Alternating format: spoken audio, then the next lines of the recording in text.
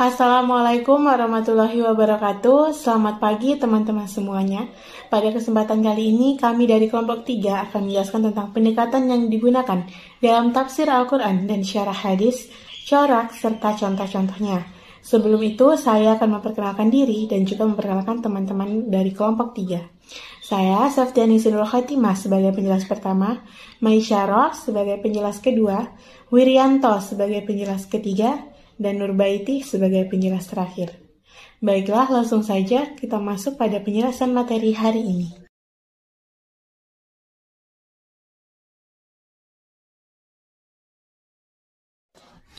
Bismillahirrahmanirrahim. Materi pertama adalah pendekatan dalam tafsir Al-Quran dan nuansa-nuansa tafsir Al-Quran. Al-Quran menduduki posisi penting dalam kehidupan umat Islam. Begitupun dengan hadis sebagai pelengkap Al-Quran dan sumber kedua setelah Al-Quran. Untuk memahami dan mengamalkan Al-Quran tidak dapat dipisahkan dari tafsir. Begitupun untuk memahami hadis, maka diperlukanlah syarah hadis. Karena itu, kitab-kitab tafsir selalu bermunculan dari masa ke masa untuk memenuhi kebutuhan umat Islam. Dalam pendekatan tafsir Al-Quran, Abdullah Said mencatat ada 4 pendekatan yang digunakan dalam penafsiran Al-Quran, yaitu pendekatan linguistik, pendekatan logika, pendekatan tasawuf, dan pendekatan riwayat. Yang pertama, pendekatan linguistik. Tafsir dilakukan untuk meletakkan dasar-dasar ilmu Al-Quran. Pendekatan linguistik ini merupakan pendekatan yang sangat esensial karena bahasa Arab dalam Al-Quran ditafsirkan dengan bahasa Arab, sehingga bahasa dan sastra makna di dalamnya dapat terungkap dengan baik dan secara mendalam sampai dasar-dasarnya. Penggunaan pendekatan linguistik atau kebahasaan memiliki alasan yang kuat karena Al-Quran adalah pesan-pesan Allah yang dikemas dalam media bahasa. Tanpa bahasa Arab tidak ada yang dapat dipahami dari Al-Quran. Mufasir menggunakan pengetahuan kebahasaan untuk menafsirkan Al-Quran bukan berarti selalu memaknai setiap kata dan kalimat-kalimatnya secara harfiah atau literal. Orang Arab mengenal mantuk atau makna tersurat dan mafhum artinya makna tersirat, sehingga pemahaman tidak harus didapat dari kata-kata yang tertulis. Seperti dalam bahasa lain, sebagai lafaz dalam bahasa Arab kadang juga memiliki makna hakiki atau literal dan sekaligus majazi atau metafor. Dalam konteks makna hakiki, sebuah lafaz ada kemungkinan memiliki makna syar'i atau legal, urf, konvensional, dan atau lugawi yang artinya etimologis. Secara literal, kata tangan bermakna salah satu anggota badan, tetapi secara metafor, tangan juga bisa bermakna kekuasaan atau kudrah. Yang kedua, pendekatan berbasis logika. Pendekatan berbasis logika ini adalah usaha tafsir yang dilakukan dengan menggunakan ilmu-ilmu yang dimiliki mufasir untuk menghadapi tantangan zaman. Pendekatan ini bersifat ijtihad. Pendekatan logika kadang juga sering dihubungkan dengan kecenderungan untuk menghubungkan Al-Quran dengan ilmu pengetahuan atau menjelaskan hal-hal gaib yang tidak bisa dinalar dengan cara tertentu sehingga tidak bertentangan dengan sains modern. Muhammad Abduh misalnya memaknai batu-batu dari sijil yang dibawa oleh burung-burung ababil sebagai mikrobia atau virus pembawa penyakit. Yang ketiga, pendekatan tasawuf. Pendekatan mufasir ini artinya adalah seorang mufasir yang menggunakan pendekatan ini melihat Al-Quran memiliki 2 tingkat makna, yaitu makna lahir dan makna batin. Makna lahir Al-Quran adalah makna kebahasaan yang dibahas oleh mufasir pada umumnya. Sedangkan makna batinnya adalah pesan tersembunyi di balik kata-kata. Makna ini hanya bisa diungkapkan melalui penyingkapan atau kasf yang dialami oleh mereka yang melakukan latihan mental sampai tingkat tertentu hingga Allah memberinya pengetahuan yang bersifat intuitif. Yang keempat, pendekatan riwayat. Riwayat khususnya hadis. Nabi Shallallahu Alaihi Wasallam memiliki peran penting dalam tafsir tradisional. Riwayat dari Rasulullah Shallallahu Alaihi Wasallam berperan dalam menjelaskan makna Al-Quran yang global, menghususkan hal yang umum, membatasi hal yang mutlak, dan riwayat juga menjadi sumber informasi tentang kondisi spesifik yang melatar belakangi turunnya ayat Al-Quran, asbabun nuzul, yang penting dalam memahami lingkup masalah yang dicangkup oleh suatu ayat. Pengetahuan tentang ayat-ayat mansukh tidak lepas pula dari peranan riwayat dalam penafsiran Al-Quran. Yang kelima adalah pendekatan kontekstual. Pendekatan kontekstual adalah pendekatan untuk tafsir Al-Quran di masa kontemporer. Ulama sekarang mencoba menafsirkan Al-Quran sesuai perkembangan zaman masa sekarang. Usaha ulama modern ini adalah untuk menjaga ajaran Islam agar terus sesuai dengan ajaran Islam, namun dapat diterima di kehidupan sekarang. Pendekatan kontekstual mengasumsikan adanya nilai-nilai kebijakan yang secara independen eksis dengan sendirinya, tidak semata ditentukan oleh keputusan hukum secara arbitrter, dan justru hukum Islam yang bertumpu di atas nilai-nilai yang sudah ada. Tokoh-tokoh modern kontemporer yang tergolong dalam aliran kontekstualis ini adalah Fazlur Rahman dengan teori double movement-nya, Muhammad Al-Talibi dengan konsep At-Tafsir Al-Maqasidiyah, serta Nas Hamid Abu Zaid dengan konsep Al-Tafsir Al-Siyaki dan beberapa sarjana kontemporer lain. Kemudian ada pula nuansa tafsir. Nuansa tafsir adalah ruang dominan sebagai sudut pandang dari suatu karya tafsir. Di antara nuansa tafsir yang diketahui adalah nuansa kebahasaan, nuansa psikologis, dan nuansa sosial. Yang pertama, nuansa kebahasaan. Nuansa kebahasaan adalah makna-makna yang dikonsepsikan harus dilihat dari konteks bahasa Arab sebagai bahasa yang digunakan dalam teks Al-Quran. Dengan demikian, analisis bahasa menjadi sangat urgent dan signifikan. Teks Al-Quran senantiasa valid dan selalu memiliki keselarasan dalam kritik sosial, baik secara proses maupun kenyataan akhirnya. Kekuatan nilai-nilai dan ajaran Al-Quran dapat didekati dengan berbagai pendekatan. Contoh dari nuansa tafsir kebahagiaan terutama di Indonesia adalah Tafsir Al-Quran Al-Karim, karya Quraisy Shihab. Tafsir ini merupakan karya tafsir Indonesia yang kuat tanpa memilah siapa yang harus mendekatinya. Al-Quran sebuah kitab suci yang tidak akan pernah berubah baik secara teks maupun secara konteks. Meskipun orang yang mendekatinya dan mempelajarinya serta menafsirkannya memiliki latar belakang kompetensi dan nuansa keilmuan yang beragam.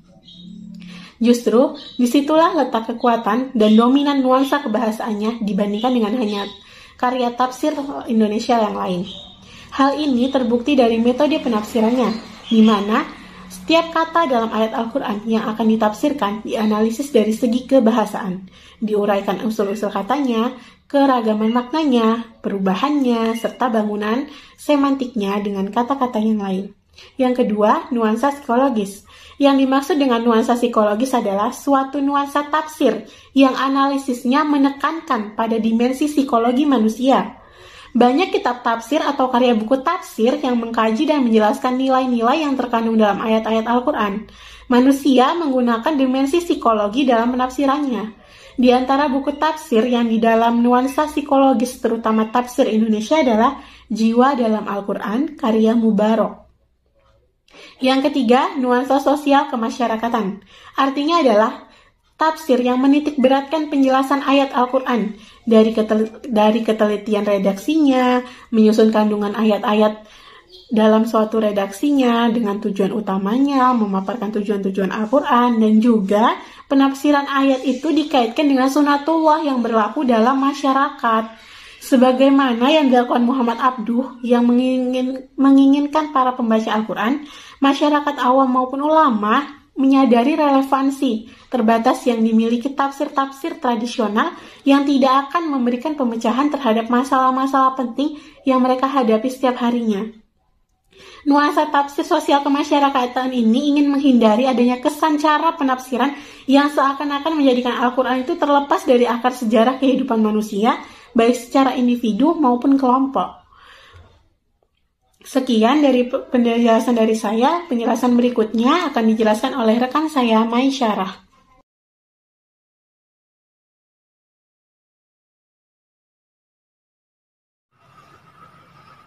Baiklah, saya akan melanjutkan penjelasan dari Saudari Seftianusih Nurul Khotimah, yaitu poin selanjutnya pendekatan atau metode syarah hadis. Kata syarah adalah bentuk masdar dalam bahasa Arab, berasal dari lafaz dan mempunyai arti menjelaskan, menafsirkan, dan membeberkan. Sehingga kata syarah yang diidentifikasi kepada hadis Nabi adalah suatu usaha menjelaskan atau mengungkap makna yang terdapat di balik teks hadis. Ada kata lain yang sering diungkapkan dalam kajian hadis, ialah hasiyah. Kata ini menunjukkan bahwa yaitu komentar pinggiran, catatan kaki atau tambahan. Poin selanjutnya, metode dan pendekatan syarah hadis di era modern.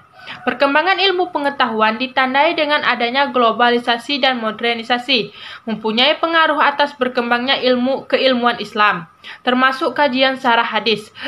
Sejarah mencatat bahwa perkembangan syarah hadis mengalami perubahan dari masa ke masa. Hal tersebut disebabkan oleh banyak faktor yang mempengaruhi, seperti ilmu pengetahuan dan sosial keagamaan. Seperti halnya yang dijelaskan dalam teori sosial pengetahuan, bahwa sebuah pengetahuan dan pemikiran dibangun dan dipengaruhi masyarakat teori sosiologis. Pengetahuan mengakui adanya pengaruh nilai-nilai sosial terhadap persepsi seseorang tentang realitas. Kajian syarah hadis sebagai salah satu keilmuan Islam yang berperan dalam menuntut umat Islam dalam memahami sumber agama harus dilihat sebagai realitas sosial religius. Karena pertumbuhan sosial dan ilmu pengetahuan menyebabkan perubahan paradigma keilmuan syarah. Mengenal metode syarah hadis. Ada 3 metode syarah hadis. Yang pertama yaitu ada ijmali, ada tahlili, dan ada muqarrin. Baiklah, apa itu ijmali? Yang pertama, metode ijmali. Metode ini adalah menjelaskan atau menerangkan hadis sesuai dengan urutan dalam kitab hadis yang ada di dalam kitab kutub al-sittah secara singkat, tetapi dapat mempresentasikan makna literal hadis dengan bahasa yang mudah dipahami dan gampang dimengerti. Syarah cukup singkat dan tidak menyinggung hal yang ada di luar teks. Contoh kitab yang menggunakan metode ijmali adalah Syarah al-Suyuti li Sunan al-Nasa karya Jalaluddin as-Suyuti. Yang kedua yaitu ada metode tahlili. Pengertian metode tahlili adalah mengurangi, menganalisis, menjelaskan makna-makna yang terkandung dalam hadis Nabi dengan memaparkan aspek-aspek yang terkandung di dalamnya dengan keahlian dengan kecenderungan persyarah. Metode ini mempunyai kesamaan dengan metode sebelumnya yaitu ijmali, tetapi itu hanya sebatas bahasa sistematika penyusunan syarah saja. Namun, secara penjelasan metode ini menggunakan hal-hal yang terkait dengan isi dan kandungan yang berhubungan dengan hadis yang dibahas. Nah, yang ketiga yaitu metode muqarrin. Metode ini juga sering disebut dengan tematik, sebab hanya mengkaji satu hadis yang beragama. Adapun pengertiannya ialah membandingkan hadis yang memiliki redaksi yang sama atau mirip dalam kasus yang sama, atau memiliki redaksi yang berbeda dalam kasus yang sama, atau membandingkan berbagai pendapat ulama syarah dalam mensyarah hadis. Dalam metode ini tidak hanya membandingkan hadis dengan hadis saja, tetapi juga membandingkan ragamnya syarah hadis dan para pendapat ulama yang mengomentari, sehingga model ini terlihat beragam dalam pendapatannya. Adapun kekurangan dari metode muqarrin ini adalah katanya tidak relevan bagi pembaca awal, tidak dapat menjawab masalah, hanya saja dapat memberikan pengertian dan mengetahui pendapat ulama-ulama baru. Selanjutnya, pendekatan syarah hadis. Adapun beberapa pendekatan yang dapat mementaskan syarah dan memahami syarah sebagai berikut, yaitu ada pendekatan historis, sosiologis, antropologis, bahasa, dan gendar. Yang pertama yaitu pendekatan historis ialah memahami hadis dengan cara memperhatikan dan mengkaji situasi atau peristiwa yang terkait dengan latar belakang munculnya hadis. Yang kedua, pendekatan sosiologis, yaitu memahami hadis dengan pendekatan sosiologis ialah memahami hadis dengan memperhatikan dan mengkaji keterkaitannya dengan kondisi dan situasi masyarakat pada saat munculnya hadis. Yang selanjutnya itu pendekatan antropologis. Memahami hadis dengan pendekatan antropologis ialah suatu pendekatan yang melihat wujud praktek keagamaan yang tumbuh dan berkembang di masyarakat, tradisi dan budaya yang berkembang di dalam masyarakat pada saat hadis tersebut disebarkan.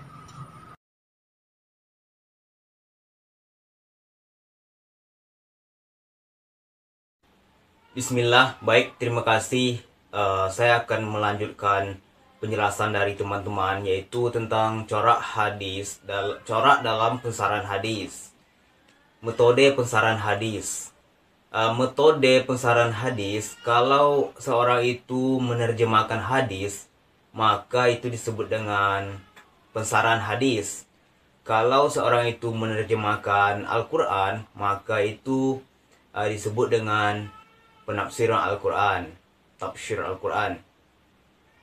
Kira-kira begitu. Nah, dalam metode sarah hadis ini dikenal ada beberapa metode menurut para ulama dalam mensarah hadis, yaitu metode ijmali, metode tahlili, dan metode mukarin.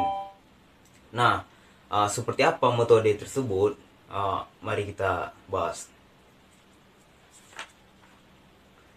Yang pertama itu metode ijmali, bersifat atau dikenal juga dengan metode global, bersifat menyeluruh. Nah, dalam metode ini pensarahan hadis itu mensarah berbagai macam hadis menyeluruh dan menjelaskan secara singkat. Menurut Nizar Ali, metode ini menjelaskan atau menerangkan hadis sesuai dengan urutan yang ada dalam kitab-kitab hadis. Misalnya dalam kitab Al-Kutub Al-Sittah dijelaskan itu secara ringkas. Metode pensarahan hadis ijmali ini bisa mempresentasikan makna literal hadis dengan bahasa yang mudah dimengerti dan mudah dipahami bagi orang yang memahami. Pensarahan hadis ini cukup singkat dan tidak menyinggung hal-hal yang ada di luar teks. Dan terkadang juga dalam pensarahan hadis metode ijmali ini tidak menyebutkan asbabul wuruj dari hadis tersebut. Kalau di hadis itu dikenal dengan asbabul wuruj, kalau dalam Al-Quran itu dikenal dengan asbabun nuzul. Nah, adapun contoh satu kitab hadis dari sekian banyak hadis yang menggunakan metode ijmali, yaitu kitab Sarah Al-Imam Asyuyuti li Sunan An-Nasa'i karya Imam Jalaluddin As-Suyuti. Nah, begitu. Kemudian yang kedua, metode tahlili atau dikenal juga dengan metode analitik, yaitu kalau kita artikan analitik itu sebagai kayak penokohan gitu. Sarah hadis menggunakan metode tahlili ini, yaitu mengurai, menganalisa, menjelaskan makna-makna yang terkandung dalam hadis tersebut dan memaparkan aspek-aspek yang terkandung di dalam hadis. Tentunya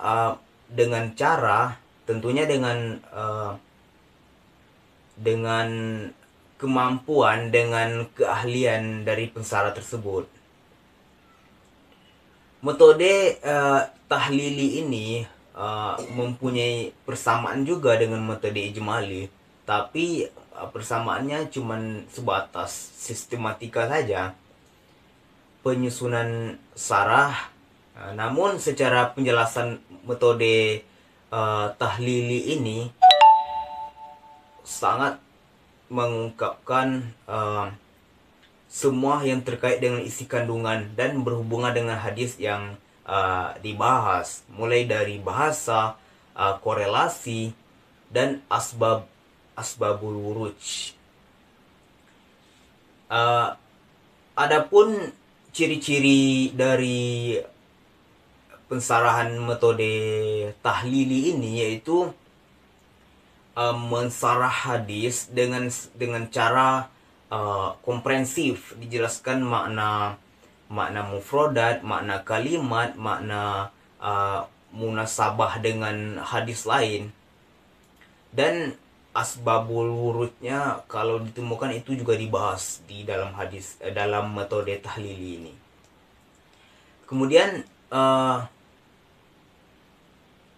metode tahlili ini, contoh metode tahlili ini, contoh kitabnya yaitu ada pada kitab Fathul Bari bi Syarah Sahih Bukhari karya Ibnu Hajar Al Asqalani, begitu salah satu dari kitab syarah metode tahlili atau metode analitik. Yang ketiga, metode muqarrin atau komparatif. Metode muqarrin ini sering juga disebut dengan metode tematik karena metode muqarrin ini dalam pensarahan membahas hadis secara bersama. Dalam metode ini pembahasan hadis atau pembandingan hadis yang memiliki redaksi yang sama dan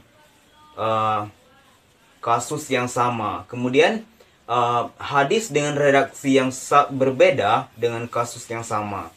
Nah, di sini tidak cuma dalam metode muqarrin ini tidak cuma hadis yang dibahas, yang dibandingkan, tapi pendapat para ulama, pendapat pensarah hadis juga dibahas di sini. Sehingga muncullah corak-corak dalam pensarahan hadis. Untuk kitab yang menggunakan metode muqarrin ini, diantaranya kitab karya Imam Muslim, Syahih Muslim bin Syarah An-Nawawi, karya Imam An-Nawawi, Umdah karya Syarah Imam Bukhari, karya Badr Ad-Din Abu Muhammad Al-Aini, dan lain sebagainya. Kemudian prinsip-prinsip umum memahami hadis. Sebagai seorang pensarah hadis, yang harus dikuasai untuk memahami hadis, setidaknya ada 3 ilmu yang harus dikuasai oleh pensarah. Yang pertama, ilmu penguasaan bahasa. Yang kedua, ilmu usul fikih. Yang ketiga, ilmu muthala'ah hadis. Yang pertama, ilmu penguasaan bahasa. Ibnu Khaldun bilang bahwa memahami bahasa Arab itu bagi ulama syariah, ulama pensarah hadis, wajib hukumnya, karena seluruh hukum-hukum syariah itu bersumber dari Al-Quran dan hadis. Keduanya berbahasa Arab. Para sahabat, tabi'in, mereka menjelaskan sesuatu dengan bahasa Arab. Penjelasan tentang nas-nas yang ada itu menggunakan bahasa Arab, sehingga dibutuhkan ilmu-ilmu yang berhubungan dengan ilmu-ilmu untuk memudahkan pensarah meneliti dalam makna kata yang terdapat dalam bahasa Arab. Yang kedua, ilmu usul fikih. Ibnu Khaldun juga berkata bahwa usul fikih itu merupakan ilmu yang paling tinggi, yang paling agung, dan yang paling banyak kegunaannya. Substansi dari ilmu usul fikih itu bisa melakukan pengamatan pada dalil-dalil syar'i yang kemudian dikeluarkan darinya hukum syar'i. Kemudian yang ketiga, ilmu muthala'ah hadis. Seorang pensyarah hadis juga perlu mempelajari ilmu muthala'ah hadis, karena substansi dari ilmu muthala'ah hadis itu yaitu membahas tentang tata cara mekanisme untuk mengetahui kaedah-kaedah yang terdapat pada seseorang, untuk mengetahui seseorang itu apakah seorang itu periwayat hadis dan apa yang diriwayatkan, untuk mengetahui yang diriwayatkannya itu sesuai yang sudah ditetapkan atau asal-asal riwayat. Nah, dengan ilmu mutolaah hadis ini para pensarah hadis bisa melakukan untuk mengetahui periwayat dan apa yang diriwayatkan. Mungkin sekian yang bisa saya sampaikan. Terima kasih. Saya kembalikan ke moderator atau pembicara atau penjelasan berikutnya. Terima kasih.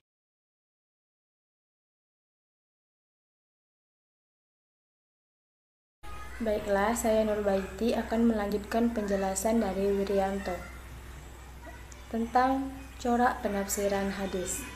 Corak tafsir adalah nuansa atau sifat khusus yang mewarnai sebuah penafsiran dan merupakan salah satu bentuk ekspresi intelektual seorang mufasir ketika ia menjelaskan maksud-maksud ayat-ayat Al-Quran. Tafsir Al-Quran memiliki beberapa corak, di antaranya yang pertama, corak tafsir fikih. Tafsir fikih adalah corak tafsir yang kecenderungannya mencari hukum-hukum fikih di dalam ayat-ayat Al-Quran. Corak ini memiliki kekhususan dalam mencari ayat-ayat yang secara tersurat maupun tersirat mengandung hukum-hukum fikih.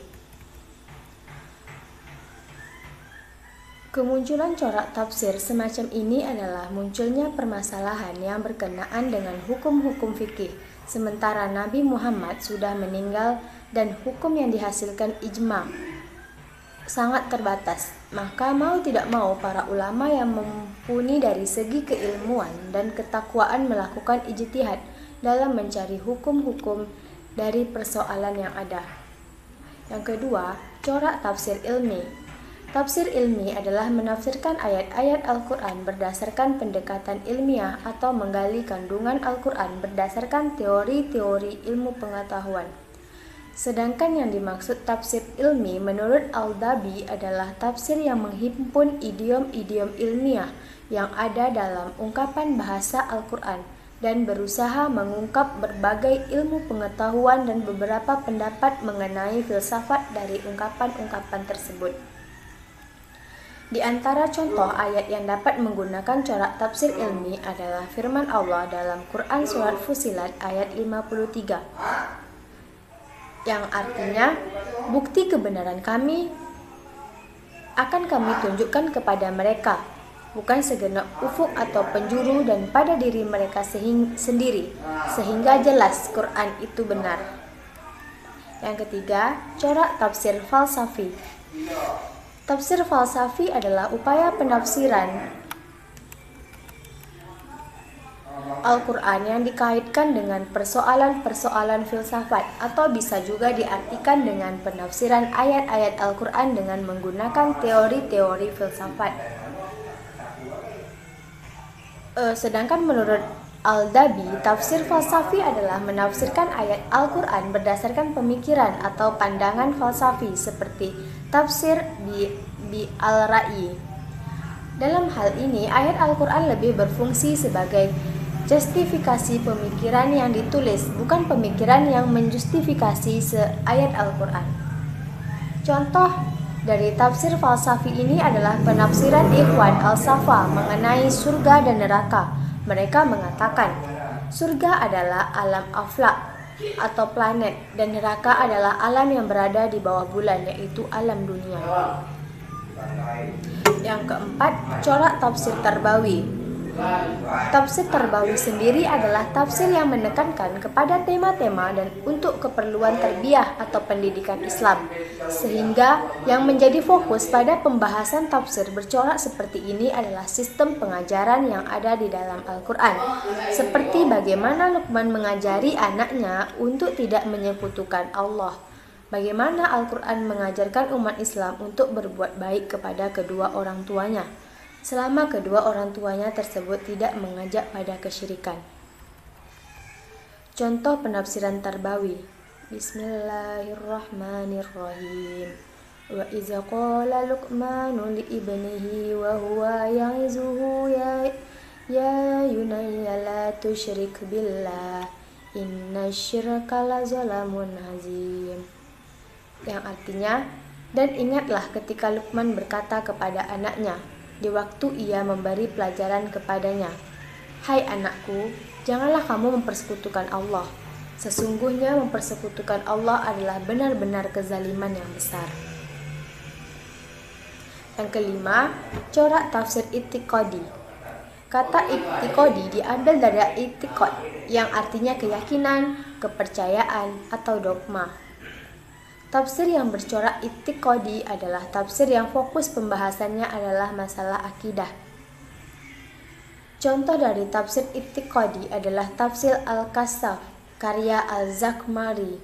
Penulis sebutkan di sini penafsiran beliau yang berhaluan Mu'tazilah, yaitu ketika beliau menafsirkan ayat 7 dari surah Al-Baqarah. Yang keenam, corak tafsir adabi ijtima. Tafsir adabi ijtima yang fokus bahasannya adalah mengemukakan ungkapan-ungkapan Al-Quran secara teliti. Selanjutnya menjelaskan makna-makna yang dimaksud oleh Al-Quran tersebut dengan gaya bahasa yang indah dan menarik. Kemudian berusaha menghubungkan nas-nas Al-Quran yang tengah dikaji dengan kenyataan sosial dan sistem budaya yang ada. Contoh tafsir dengan corak adabi ijtima adalah ketika Muhammad Abduh menafsirkan ayat 52 sampai 55 surah Al-Hajj. Ketika menafsirkan ayat tersebut, Muhammad Abduh menolak kisah Al-Garanik dan mengkritisinya dengan berlandaskan pada kemaksuman Nabi SAW dan pada janji Allah untuk selalu menjaga kemurnian wahyu. Yang ketujuh, corak tafsir Sufi. Kata Sufi diambil dari kata Safa yang berarti suci. Hal ini karena kesucian hati para Sufi dan kesucian kondisi lahir dan batin mereka dari menentang Allah. Ada juga yang mengatakan diambil dari Sufah yang dinisbatkan pada sahabat-sahabat Nabi dari golongan yang tidak mampu, yang kemudian mereka dikenal dengan ahli Sufah. Pendapat yang lain menyebutkan bahwa kata ini bukan mustaq tapi merupakan laqab atau sebutan bagi mereka. Tafsir Sufi dibagi menjadi dua. Yang pertama tafsir Sufi Nazari dan yang kedua tafsir Sufi Izhari. Tafsir Sufi Nazari adalah tafsir Sufi yang berlandaskan pada teori-teori dan ilmu-ilmu filsafat. Sedangkan tafsir Sufi Izhari adalah menafsirkan ayat-ayat Al-Quran tidak sama dengan makna lahir dari ayat-ayat tersebut, karena disesuaikan dengan isyarat-isyarat tersembunyi yang nampak pada para pelaku ritual sufistik, dan bisa jadi penafsiran mereka sesuai dengan makna lahir sebagaimana dimaksudkan dalam tiap-tiap ayat tersebut. Mungkin sekian penjelasan dari saya.